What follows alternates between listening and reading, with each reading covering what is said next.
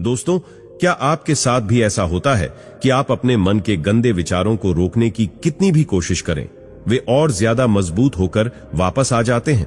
क्या आप भी काम वासना के विचारों से परेशान रहते हैं और उन्हें रोकने का कोई उपाय नहीं मिल पाता? अगर हां, तो यह वीडियो आपके लिए ही है। आज हम आपको एक ऐसी कहानी सुनाने जा रहे हैं जो न सिर्फ आपके सवालों का जवाब देगी, बल्कि आपको सिखाएगी कि किस तरह से आप अपने विचारों का संतुलन बना सकते हैं और काम वासना के विचारों को नियंत्रित कर सकते हैं। एक बार एक युवक गौतम बुद्ध के पास आया और गौतम बुद्ध से बोला, हे बुद्ध, मेरे मन में इतने गंदे विचार क्यों आते हैं? मैं नहीं चाहता कि मेरे मन में गंदे विचार आएं, पर मेरे मन में हमेशा काम वासना के विचार चलते रहते हैं और मैं इनके बारे में सोच सोच कर बहुत परेशान हूं। मेरी ऊर्जा और समय यह सब सोचने में ही नष्ट हो जाते हैं और इन सब के विचारों की वजह से मैं कभी भी शांत नहीं रह पाता। मैं हमेशा ही स्त्रियों को देखकर मोहित हो जाता हूं, इन विचारों को अपने आप से रोक ही नहीं पाता। बुद्ध मुस्कुराए और उन्होंने युवक से पूछा, क्या तुम्हें पता है यह काम वासना होती क्या है? फिर लड़के ने उत्तर दिया और कहा, बुद्ध, मैं यह तो नहीं जानता कि काम वासना होती क्या है, पर हां, यह जो भी है बहुत बुरी चीज है। फिर बुद्ध ने युवक से कहा, सबसे पहले तो तुम्हें यह समझना है कि प्राकृतिक रूप से जो भी चीज हमारे अंदर है वह बुरी नहीं है। हमारे जीवन में उसकी कुछ न कुछ जरूरत होती है।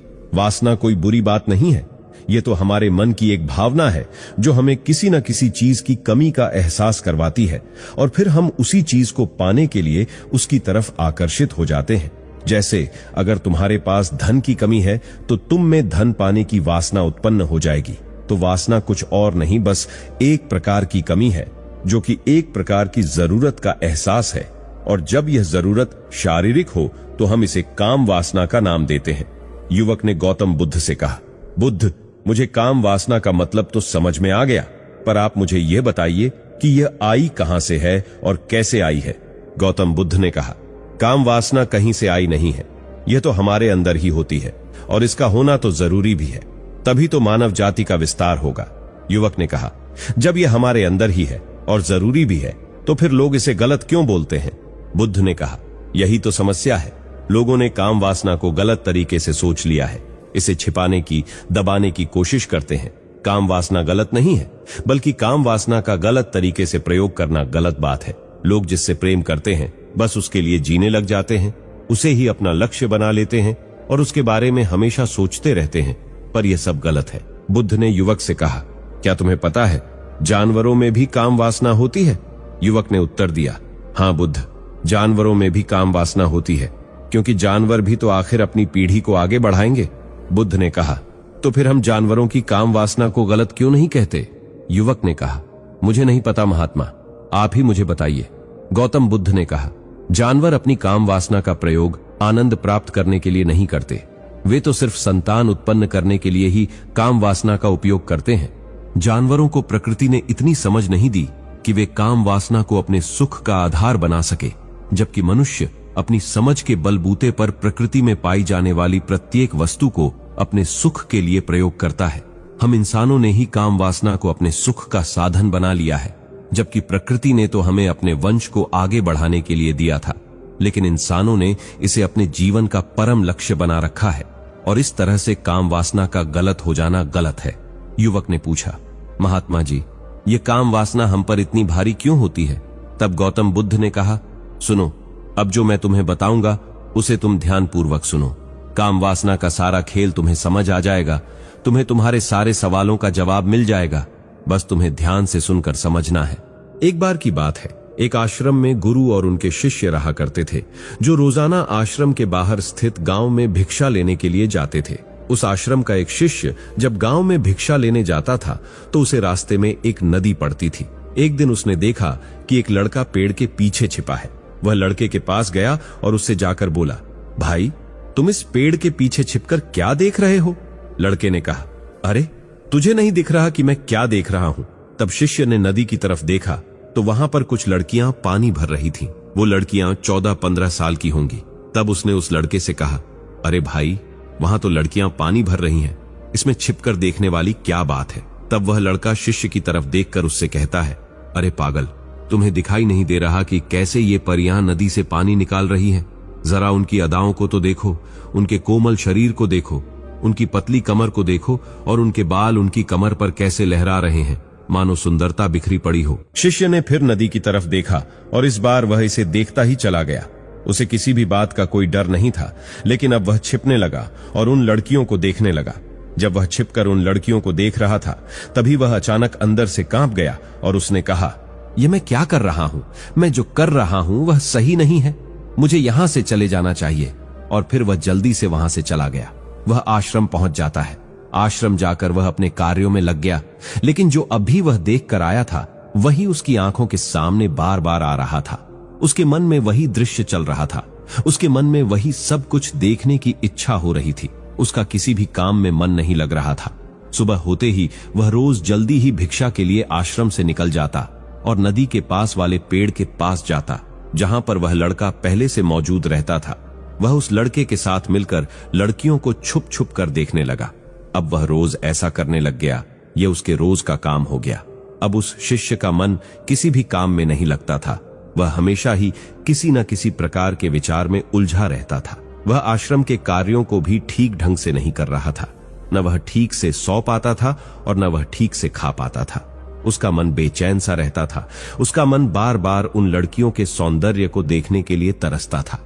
जब गुरु शिक्षा देते तब भी उसका मन कहानियों और विचारों में खोया रहता था। गुरु ने अपने शिष्य की इन हरकतों को जान लिया था। तब एक दिन गुरु ने शिष्य को अपने पास बुलाया और कहा, आज से मैं भी तुम्हारे साथ भिक्षा मांगने चलूंगा।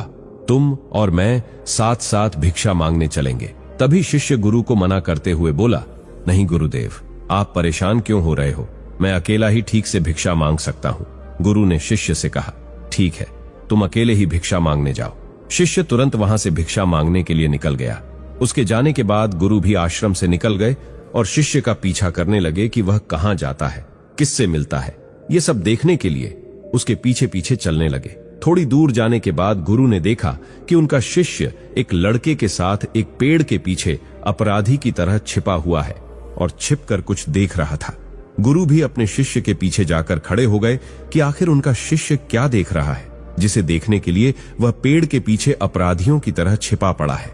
गुरु ने देखा कि उनका शिष्य पेड़ के पीछे छुपकर लड़कियों को देख रहा था, जो कि नदी से पानी भर रही थीं। तभी गुरु ने शिष्य से कहा, तुम क्या देख रहे हो? अपने गुरु की आवाज सुनकर वह शिष्य घबरा गया और उसके पसीने छूटने लगे। वह थर थर कांपने लगा, जैसे किसी चोर को चोरी करते समय रंगे हाथों पकड़ लिया हो। उसकी हालत खराब हो गई। वह कुछ भी नहीं बोल रहा था। उसके मुंह से कुछ टूटे फूटे शब्द भी बाहर नहीं आ रहे थे। वह अपने गुरु से नजर भी नहीं मिला पा रहा था। गुरु ने शिष्य की तरफ देखा और कहा, मेरा शिष्य तो नहीं डरता, उसे तो किसी भी चीज का डर नहीं था, लेकिन यह क्या, तुम तो डर के मारे कांप रहे हो। गुरुदेव, मेरा इसमें कोई दोष नहीं है। उस लड़के ने मुझे बहका दिया था, लेकिन आपसे मैं वादा करता हूं कि आज के बाद मैं ऐसा कभी दोबारा नहीं करूंगा। मुझे माफ कर दो गुरुदेव। गुरु ने शिष्य से कहा, कोई बात नहीं, पर इस बात का तुम ध्यान रखना कि हम जैसी संगति करते हैं वैसा ही फल हमें प्राप्त होता है। उसके विचार हमारे अंदर प्रवेश करते हैं, इसलिए अच्छी संगति करो जिससे तुम्हारे अंदर अच्छे विचारों का प्रवेश हो। फिर गुरु और शिष्य आश्रम लौट आए और फिर से आश्रम के कार्यों पर ध्यान देने लगे। उसने उस रास्ते को छोड़ दिया और दूसरे रास्ते से जाने लगा। वह अपने काम को ध्यान से करता, लेकिन धीरे धीरे उसके अंदर क्रोध उत्पन्न हो गया और फिर वह दूसरों पर क्रोध करने लगा और बेचैन रहने लगा। अब वह सही समय पर भिक्षा भी नहीं करता था। वह भिक्षा भी बहुत कम लेता था। एक रात गुरु शिष्य के पास आए और उससे बोले, अब तक तुमने कितनी बार अपना वादा तोड़ दिया? यह सुनकर शिष्य अपने गुरु के चरणों में गिर गया और रोने लगा। रोते रोते ही उसने गुरु से कहा, गुरुदेव, मैं कई बार अपना वादा तोड़ चुका हूं, फिर वादा कर लेता हूं, लेकिन हर बार मैं वादा तोड़ देता हूं। मेरा मन मेरे नियंत्रण में है ही नहीं। मैं बहुत कोशिश करता हूं कि मैं अपने मन से सारे बुरे विचारों को निकाल डालूं, लेकिन मैं चाहकर भी ऐसा नहीं कर पा रहा हूं। फिर गुरु ने शिष्य से कहा, चलो मेरे साथ। गुरु शिष्य को आश्रम के बगीचे में लेकर गए और शिष्य से कहा, देखो, यहां पर कुछ नालियां बनी हुई हैं, जिससे नदी का पानी इन पौधों तक आ रहा है और यह पानी एक निरंतर बहाव से बह रहा है। क्या तुम इस पानी के बहाव को रोक सकते हो? शिष्य ने कहा, हाँ गुरुदेव, मैं इस बहाव को रोक सकता हूं। फिर शिष्य ने मिट्टी उठाकर उसे नाली में डाल दी। वह पानी थोड़ी देर के लिए रुक गया और फिर थोड़ी देर बाद उस मिट्टी के ऊपर से पानी बह गया। गुरु ने शिष्य से कहा, अरे ये क्या, ये तो पानी रुका ही नहीं। फिर शिष्य ने कुछ कंकर पत्थर उठाकर उन्हें नाली में डाल दिए और फिर थोड़ी देर के लिए पानी रुक गया। लेकिन फिर थोड़ी देर बाद ही उन कंकर पत्थरों के ऊपर से पानी निकल आया। इस पे गुरु ने जो कहा वो आपको जरूर सुनना चाहिए, लेकिन उससे पहले ये बता दूं कि हम रोज ऐसी ही ज्ञान की वीडियोस बनाते हैं। आप चैनल को प्लीज सब्सक्राइब कर लीजिए, नहीं तो आने वाली कीमती वीडियोस आपको नहीं मिल पाएंगी। तो सुनिए गुरु ने फिर क्या कहा। गुरु ने कहा, ये क्या हुआ, पानी तो फिर से बह गया। तुम तो कह रहे थे कि तुम इसे रोक दोगे। क्या हम किसी काम को रोकना चाहें तो क्या हम उसे रोक नहीं सकते? तब शिष्य ने कहा, कोई बात नहीं गुरुदेव, मैं इस पानी को तो आपको रोक कर दिखाऊंगा। वह फिर से एक बड़ा सा पत्थर लेकर आया और उसे नाली पर डाल दिया। पानी रुक गया। तब शिष्य ने कहा, देखा गुरुदेव, मैंने कहा था ना कि पानी को मैं रोक दूंगा। मैंने पानी को रोक दिखाया और आपकी बात पूरी कर दी। गुरु मुस्कुराए और बोले, अच्छा जरा ध्यान से देखो, पानी रुका तो है, लेकिन वह तो पीछे की नाली तोड़कर बाहर आ गया और अगल बगल से बह रहा है। और ध्यान से देखो, इस पत्थर को भी यह पानी अपना रास्ता बदलकर फिर से आगे की तरफ बह जाएगा। और फिर थोड़ी देर बाद ऐसा ही हुआ। गुरु ने शिष्य को समझाया, तुम्हारे साथ भी तो ऐसा ही हो रहा है। तुम बार बार प्रयास कर रहे हो, बड़े से बड़ा प्रयास कर रहे हो, पर हर बार तुम्हारा प्रयास टूट रहा है और यह हमेशा टूटता ही रहेगा। तुम कितना भी बड़ा पत्थर रख लो, लेकिन पानी तो अपना रास्ता बना ही लेगा। यह सब देखकर शिष्य ने कहा, गुरुदेव, क्या कोई तरीका नहीं है जिससे मैं गंदे विचारों से बाहर निकल सकूं और ये मेरे मन में आए ही नहीं? गुरु शिष्य को एक नदी के पास ले गए जहां से उसे बगीचे में पानी आ रहा था। गुरु ने शिष्य से कहा, वह पानी इसी नदी से आ रहा है। अगर हम यहीं से उसके रास्ते को बंद कर दें जहां से पानी बगीचे में जा रहा है, तो क्या हम पानी को रोक नहीं सकते? शिष्य ने कहा, हाँ गुरुदेव, अवश्य ऐसा हो सकता है। मैं इस पानी को यहीं से बंद कर देता हूं, तब आगे की नाली में पानी जाएगा ही नहीं और फिर बगीचे में पानी जाएगा ही नहीं। फिर शिष्य ने नदी से जाने वाले रास्ते को बहुत मेहनत करके पत्थर और मिट्टी डालकर बंद कर दिया और गुरु से कहा, गुरुदेव, मैंने पानी को बंद कर दिया है, अब यह पानी बगीचे में जाएगा ही नहीं। तब गुरु ने कहा, अगर पानी बगीचे में नहीं जाएगा तो पेड़ पौधों को पानी कहां से मिलेगा? उन पेड़ पौधों को तो पानी की आवश्यकता है और उनमें कुछ पेड़ पौधे तो ऐसे हैं जिनको रोज पानी की आवश्यकता है। वे तो मुरझाकर मर ही जाएंगे, उनका क्या होगा? शिष्य ने गुरु की बात सुनकर वापस नदी से जाने वाले पानी का रास्ता खोल दिया। तब गुरु ने शिष्य से पूछा, अगर हम इस नदी के पूरे पानी को बगीचे की तरफ मोड़ दें तो क्या होगा? शिष्य ने जवाब दिया, गुरुदेव, वहां पर जितने भी पेड़ पौधे हैं वे गलकर नष्ट हो जाएंगे, वहां पर कुछ नहीं बचेगा। फिर गुरु मुस्कुराए और बोले, तुम इस बात को समझो कि हमें किसी भी चीज को रोकना नहीं है, बस हमें हमेशा संतुलन बनाए रखना है। कम पानी से भी पौधे नष्ट होते हैं और ज्यादा पानी से भी पौधे नष्ट होते हैं। हमारा जीवन संतुलन से ही चलता है। गुरु ने शिष्य से कहा, अगर मैं तुम्हें कहूं कि तुम आम के बारे में मत सोचो तो तुम्हारे मन में सबसे पहले किसका चित्र आएगा? शिष्य ने कहा, गुरुदेव, मेरे मन में तो पहले चित्र आम का ही आएगा।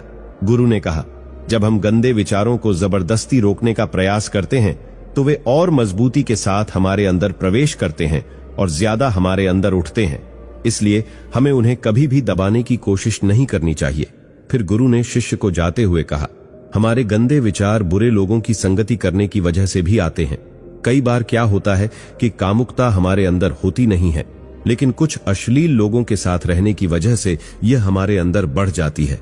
फिर शिष्य ने कहा, गुरुदेव, आप सही कह रहे हैं, मैं अपने मार्ग से भटक गया था। उस रात शिष्य बहुत ही चैन की नींद सोया। सुबह वह अपने कार्यों को पूरे मन से किया और फिर सुबह वह भिक्षा लेने के लिए उस रास्ते से गया जहां वह लड़का आज भी पेड़ के पीछे छुपकर उन लड़कियों को देख रहा था।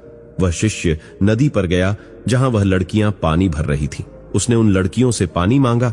उन लड़कियों में से एक लड़की ने उसे पानी पिलाया और उसके चरण छुए। शिष्य ने उसे आशीर्वाद दिया, तुम्हारा कल्याण हो। उसका मन सकारात्मक ऊर्जा से भर गया। उसके चेहरे पर मुस्कान आ गई थी, जैसे उसे कुछ खोया हुआ वापस मिल गया। वह वापस अपने रास्ते से जाने लगा। तभी पीछे से वह लड़का आया जो पेड़ के पीछे छुपा हुआ था। वह शिष्य के पास आया और बोला, क्या बात है, आज तो तुमने नजदीक से दर्शन कर लिए, तुम तो मुझसे भी आगे निकल गए।